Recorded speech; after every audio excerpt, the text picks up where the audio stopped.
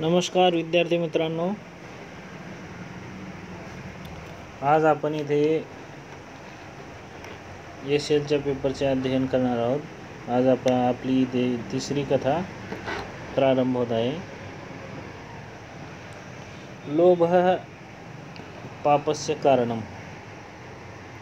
लोभ म्हणजे लालच, हे पापाचं कारण आहे। पाप म्हणजे विनाश, नष्ट याचं कारण आहे। तर आपण आज इथे हे कथेचं सारांश आहे, त्यानुसार इथे एक कथा बघणार आहोत। यामध्ये काय आहे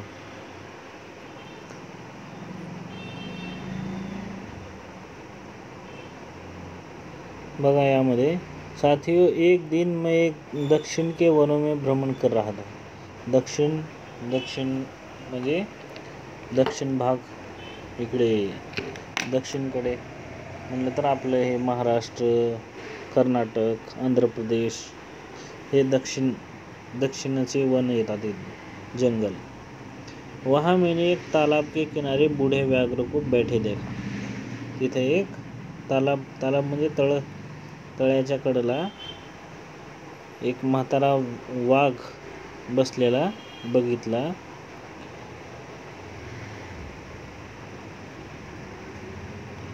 वह मनायलाच वाघ होता,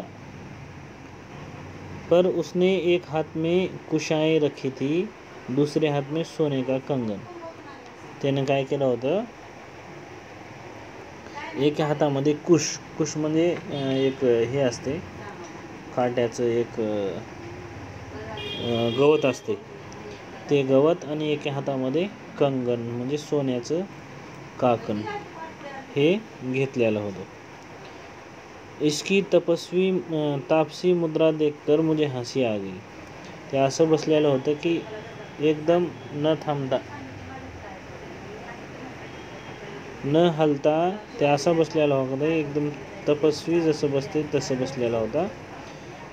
पर दूसरे ही क्षण में गंभीर हो गया। मैं सोचने लगा, यह व्याघ्र आज अवश्य कोई न कोई नया गुण खिलाए।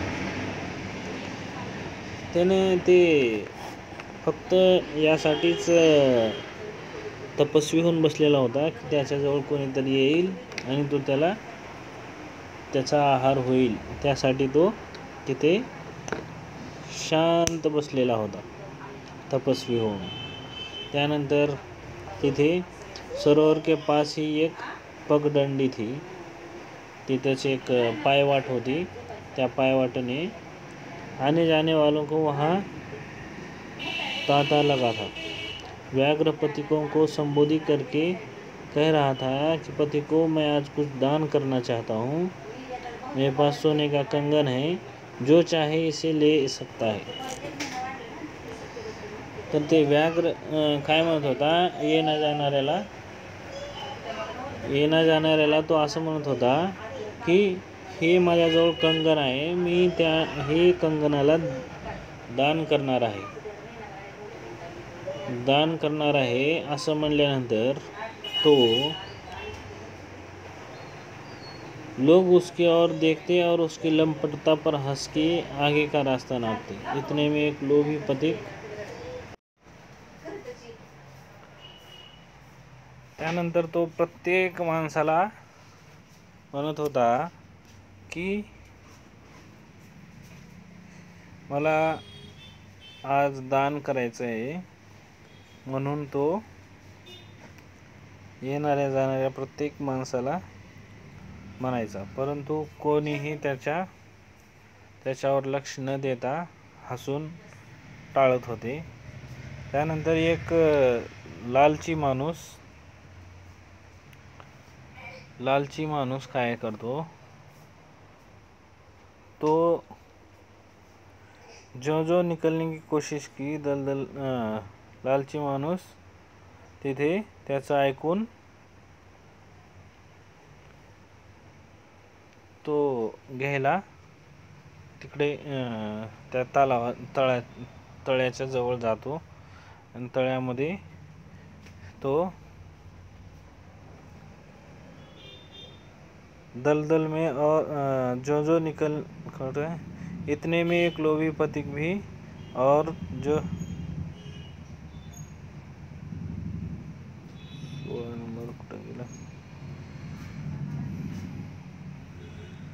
मग तो त्या लोभीला त्याच्या जाळामध्ये फसवतो आणि त्या तळ्यामध्ये यायला सांगतो. त्यानंतर तो तळ्यामध्ये घुसल्यानंतर जसजसं त्यानं निघायचा प्रयत्न करतो तसं त्या तळ्यामध्ये अडकत जात असतो. म्हणून काय उसकी और बड़ा और बोला पथिक स्नान क्यों नहीं करते. तर त्याला तो असं म्हणतो की या तळ्यामध्ये स्नान करून या आणि त्यानंतरच मी हे कंगन तुम्हाला देऊ. असं म्हटल्यानंतर तो तळ्यामध्ये उतरतो. त्या तळ्यामध्ये गाळ असतो.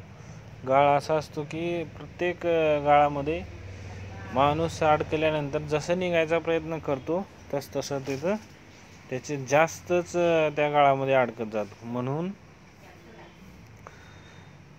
म्हणून तो त्याला असं म्हटल्यानंतर ते अडकला तिथं. पथिक म्हणला स्नान कसं करू. व्याघ्र म्हणतो त्याला स्नान करून ये.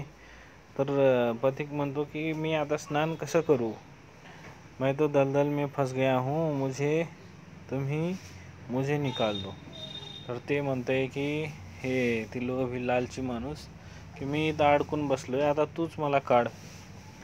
त्यानंतर व्याघ्र उसके पास पहुंचकर बोला तुम इस तालाब के दलदल ही कहते हो, मैं तुम्हें संसार के ही दलदल से छुड़ाने वाला. व्याघ्र काय म्हणते, वाघ म्हणते की तो मी फक्त इथून काढायची गोष्ट करतोय, पण मी तुला इथून या संसारातूनच उचलून येतो असं ते व्याघ्र म्हणतो. असं म्हणून तो त्या ह्याला खाऊन टाकतो. म्हणूनच इथं चित्रग्रीव म्हणतो कहानी सुनने के बाद चित्रग्रीव कबूतरों से फिर बोला इसलिए मैं कहता हूँ तुम लोग लोभ में फंसकर अपना सर्वनाश न करो. इन चावल के दानों में मृत्यू झांक रही है. तर हे जे चावल इथं आतरलेले आहेत हे ते फास हे ह्याच्यामध्ये फसू नका. म्हणून तो चित्रग्रीव के इतना समझाने पर भी कबूतरों ने हट नहीं छोड़ा. सबके सब दोनों पर टूट पड़े. हे सगळे तिथं जाऊन बसतील. त्यानंतर अडकून बसतील. कबूतरों को जाल से फंसा देखकर शिकारी अपने स्थान उठा और कबूतरों की ओर बढ़ा. शिकारी को अपना और आते देख कबूतरों के प्राण सूखने लगे. तभी चित्रग्रीव बोला. तर हे चित्रग्रीव कबूतरांसोबत होता. ते सगळेजण जाळामध्ये अडकले. अडकल्यानंतर काय झालं, तिथून ते येतात. शिकारी त्यांच्याजवळ येतो. त्यावेळेस त्यांना भीती वाटते.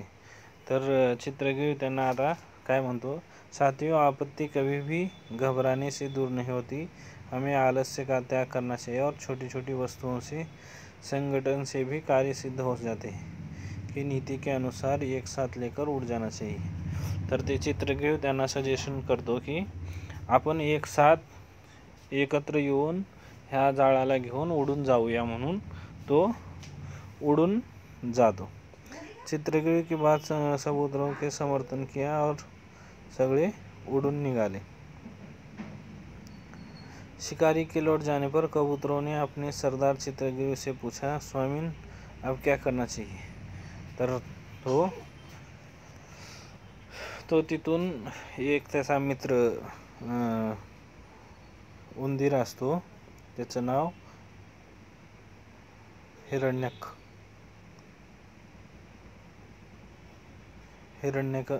हिरण्यक नावाच्या उंदराजवळ जाऊन तो त्याचे जाळ कतरायला विनंती करतात आणि तो तिथे हे होतात. त्यानंतर तो बी उंदीर त्याच्या बिळाजवळ गेल्यानंतर तिथं उंदीर पण भीतो की मला कोणी धरायला आले का म्हणून. त्यानंतर चित्रग्रीव म्हणतो की मी आहे चित्रग्रीव, तुमचा दोष. म्हणून हिरण्यकाला बोलून हिरण्यक बोला, मित्र मैं तुम्हारी परीक्षा ले रहा था.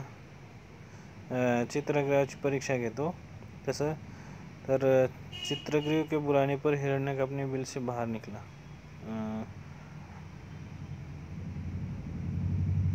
चित्रग्रीव सोचने लगा, आपत्ति में माता पिता और मित्र या तीन ही स्वाभाविक सहायक होते हैं और शेष तो अपनी कार्य सिद्धि के लिए ही हित करते हैं. माता पिता का तो अब पता नहीं, हाँ मित्र कई है, तो फिर किसके पास चलना चाहिए. तो थोड़ा समय विचार करने पर उसने हिरण्यक का ध्यान आया. वह बोला, मित्रों आओ हम अपने मित्र हिरण्य के पास चले. वह अपने तेज दांतों से अब जाल को काट डालेगा. यह कबूतर हिरण्यक के पास गए. गेल्यानंतर चित्रग्रीव के बुलाने पर हिरण्यक अपनी बिल से बाहर निकला. अपने मित्र को आपत्ति में देखकर वह बहुत दुखी हुआ और बोला, मित्र चित्रग्रीव, यह जाल तो बहुत बड़ा है और मैं एक छोटा सा चूहा, इसलिए सारे जाल को काटना तो मेरी शक्ति से बाहर की बात है. हाँ, मैं पहले तुम्हारे बंधन काटता हूँ, इसके बाद तुम्हारे साथियों के बंधन यथाशक्ती काट दूंगा. तो म्हणतो की मी तो आता माझा मित्र म्हटल्यानंतर मी तुझं तेवढं काढतो आणि मी छोटा आहे, माझा जीव छोटा आहे, एवढ्याचं माझ्यानं काम होत नाही म्हणून तो सांगतो. त्यानंतर चित्रग्रीव, मित्र यह अन्याय है, अपने आश्रितों की चिंता न करके पहले अपना उद्धार करना स्वार्थ है. तुम बारी बारी से सबके बंधन काटते चलो, जब मेरी बारी आ जाए तब मेरे बंधन भी काट देना. चित्रग्रीव म्हणतो की माझ्यापेक्षा माझ्यावर जे आश्रित आहेत त्यांचे बंधन कट कर, त्यानंतर माझा कट कर, बारी बारीनं चालू ठेवा. असं म्हटल्यानंतर हिरण्यक म्हणला, मित्र मैं तुम्हारी परीक्षा ले रहा था, तुम चिंता न करो, जब तक मेरे दांत नहीं टूटते बंधन काटते रहूँगा. हिरण्यक ने धीरे धीरे सबको बंधन काट दिए. मुक्त होकर कबूतर उड़ून गेले. हिरण्यक और चित्रग्रीव इस मैत्री से अत्यधिक प्रभावित हुआ. वह भी हिरण्यक के बिल के पास गया और बोला, मित्र हिरण्यक, तुम धन्य हो, तुम्हारे जैसे मित्र संसार में ढूंढने पर भी नहीं मिलते. मैं चाहता हूँ तुम मुझे भी अपना मित्र बना लो. लघुपतनक जे कावळा होता तो हिरण्यकाजवळ जातो आणि तो हिरण्यकाला म्हणतो की तू माझा पण मित्र हो. हिरण्यक चूहा, उंदीर. तर तो मित्र,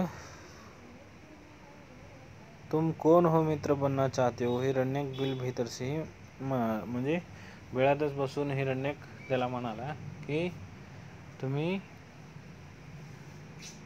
तू कावळा आहेस, तू मला खाऊन टाकशील असं तो म्हणाला. चूहे और कौवे की कैसी मित्रता, आपल्या दोघाची कशी मित्रता.